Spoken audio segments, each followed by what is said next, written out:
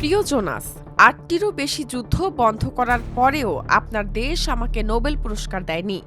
তাই আমি শুধু আর শান্তির কথা ভাবার বাধ্যবাধকতা অনুভব করছি না।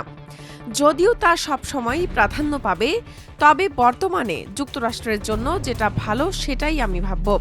রয়টার্সে প্রকাশিত এক প্রতিবেদন জানিয়েছে, নরওয়ের প্রধানমন্ত্রী জোনাস গডস্টোরকে একটি বার্তায় এসবই লিখেছেন মার্কিন প্রেসিডেন্ট ডোনাল্ড ট্রাম্প।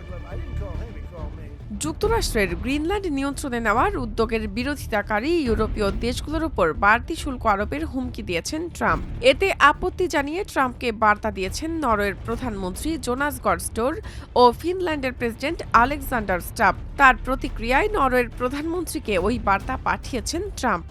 সে বার্তায় তিনি গ্রিনল্যান্ডের নিয়ন্ত্রণ নেওয়ার কথাও লিখেছেন।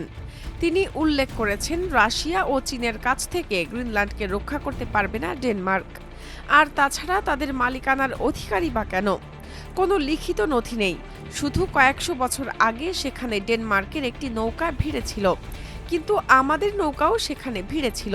ন্যাটোর প্রতিষ্ঠার পর থেকে অন্য যে কারো চেয়ে আমি ন্যাটোর জন্য বেশি করেছি, এবং এখন ন্যাটোর উচিত যুক্তরাষ্ট্রের জন্য কিছু করা। গ্রিনল্যান্ডের উপর আমাদের সম্পূর্ণ ও সর্বাত্মক নিয়ন্ত্রণ না থাকলে বিশ্ব নিরাপদ নয়। ২০২৫ সালে শান্তিতে নোবেল না পেলেও পদকটি শেষ পর্যন্ত ট্রাম্পের হাতেই গেছে।